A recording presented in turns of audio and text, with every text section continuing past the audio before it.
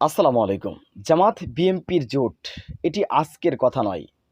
বলতে হয় আমাদের জন্মেরও আগে। প্রায় ১৮-২০ বছরের আগের পুরাতন জোট বিএনপি এবং জামাত। এটি একদিনের ভিতরে নষ্ট হয়ে গেল।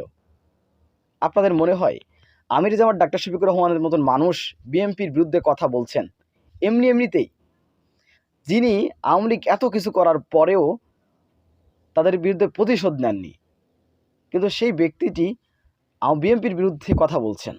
এটা কি এমনি? আসল রহস্যটা আসলে কি? কি কারণে বিএনপি এবং জামাত এরা বিভক্ত হয়ে গিয়েছে? বিশেষ করে জামাত ইসলামী বিএনপির কাছ থেকে সরে গিয়েছে। কি কারণে আসলে রহস্যটা কি? সুপ্রিয় দর্শক, আপনারা নিশ্চয় জানেন জামাত ইসলামের ৫ জন নেতাকে, শীর্ষ ৫ জন নেতাকে ফাঁসি দিয়ে হত্যা করেছিল আওয়ামী লীগ সরকার। এর একমাত্র দায়ী বিএনপি। বিএনপির কারণে জামাত ইসলামের এই সকল ৫ জন নেতাকে ফাঁসি দিয়ে হত্যা করা হয়েছে। কি কারণে আমি বলছি, সম্পূর্ণ কথাগুলো শুনবেন, এরপর কমেন্ট করবেন। জামাত ইসলামকে প্রস্তাব দেওয়া হয়েছিল, যদি বিএনপির জোট থেকে বা বিএনপির কাছ থেকে জামাত সরে আসে, তাহলে তাদের নেতাদেরকে ফাঁসি দেওয়া হবে না, কলে কৌশলে তাদেরকে বাঁচিয়ে দেওয়া হবে।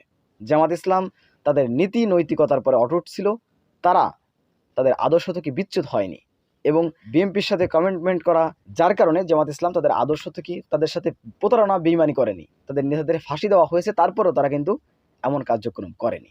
কিন্তু সেই বিএনপি ২০১৮ সালের দিকে কামাল সহ আর কয়েকজনকে নিয়ে জোট করে জামাতকে সাইড করে দিল, এমনটি কিন্তু জামাতের অভিযোগ। এছাড়াও জামাত ইসলামকে কোনো মূল্যায়ন করেনি। জামাত ইসলাম এত বড় ত্যাগ করেছে বিএনপির জন্য বা এদেশের মানুষের জন্য, কিন্তু জামাত ইসলামকে কোনো মূল্যায়ন করা হয়নি। আপনারা জানেন যে জামাতের নেতাদেরকে গ্রেপ্তার করলে, তাদেরকে ফাঁসি দিলে, তাদের পরে হামলা করলে, তাদেরকে হত্যা করলে বিএনপি কিন্তু কখনো কোনো বিবৃতি পর্যন্ত দেয়নি, এটা প্রতিবাদ বার্তা তাই পাঠায়নি। এটা কি আশা করা যায় বিএনপির কাছ থেকে? তো এটা হচ্ছে দূরত্বের কারণ। জামাত এবং বিএনপি দূরত্ব আজ থেকে নয়, অনেক আগে থেকে শুরু হয়েছে। মূল দূরত্ব হচ্ছে এখানে। যাই হোক, কিন্তু সম্প্রতি সময়ে একে অপরের বিরুদ্ধে যে কথা বলছে, কাদা ছোড়াছড়ি করছে, এটির কারণ আসলে কি? সুপ্রিয় দর্শক, হাসিনা সরকার, স্বৈরাচারী হাসিনা পালিয়ে যাওয়ার পর বাংলাদেশে তাদের দখলকৃত প্রত্যেকটি স্টেপ কিন্তু ছেড়ে দিয়ে পালিয়েছে প্রত্যেকটি জায়গায়। তার ভিতরে হচ্ছে ইসলামী ব্যাংক একটি। আপনারা জানেন ইসলামী ব্যাংক প্রতিষ্ঠা করেছেন জামাত নেতা মীর কাশেম আলী। ৫ জন ফাঁসি দেওয়া নেতার ভিতরে তিনি একজন। এই জামাত নেতা প্রতিষ্ঠা করা ইসলামী ব্যাংক এতদিন আওয়ামী লীগ দখল করেছে এস আলম গ্রুপের মাধ্যমে এবং লুটতরাজ করেছে, আপনারা জানেন বিষয়গুলো। তো এই ইসলামী ব্যাংক আবার দখলে নেওয়ার চেষ্টা করেছেন যুব দলের নেতা, অর্থাৎ বিএনপির অঙ্গ সংগঠন যুব দল। এই যুব দলের কেন্দ্রীয় নেতা নয়নের নেতৃত্বে আবারও ইসলামী ব্যাংকে হাসিনা যাওয়ার পর এটা দখল নেওয়ার চেষ্টা করা হয়েছে। জামাতের প্রতিষ্ঠিত ব্যাংক তারা দখল নিতে চাচ্ছে, কিন্তু সেই নয়নকে এখনো পর্যন্ত বহিষ্কার করা হয়নি। তার বিরুদ্ধে মামলা করা হয়েছে, মামলা চলমান আছে। এত বড় অপরাধ করার কারণেও একজন কেন্দ্রীয় নেতা, তাদেরকে কিন্তু বহিষ্কার করা হয়নি। এছাড়াও বাংলাদেশের বিভিন্ন জায়গায় লুটতরাজ করছে, চাঁদাবাজি করছে, অসংখ্য অথেন্টিক প্রমাণ রয়েছে। আপনারা ইতিমধ্যে গণমাধ্যমে অনেকে দেখেছেন। এই জন্য জামাত ইসলাম সহ আপনারা দেখবেন যে বৈষম্য বিরোধী ছাত্র আন্দোলনের সার্জিস আলম তিনিও কিন্তু বলেছেন যে এক জালিমকে রেখে, এক জালিমকে বিদায় করে আরেক জালিমকে দেশের মসনদে বসানোর কোনো সুযোগ নেই।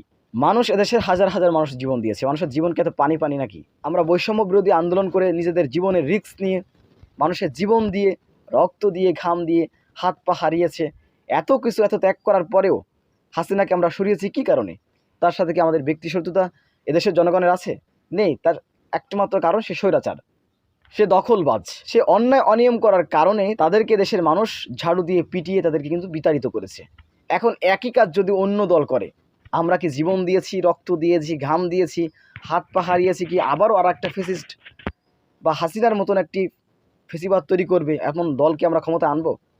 এটা কিন্তু কেউ চাইবে না। জীবন দিয়েছে ছাত্ররা, তাদের ছাত্রদের রক্তের সাথে বেইমানি করা হচ্ছে। কেন? এটা বোঝার চেষ্টা করছেন না।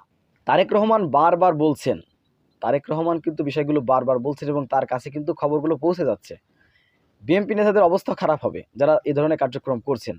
কিন্তু আসলে কি বলবো, বর্তমান যারা দেশে থেকে নেতৃত্ব দিচ্ছেন কেন্দ্র নেতারা, তাদের ভিতরে সমস্যা।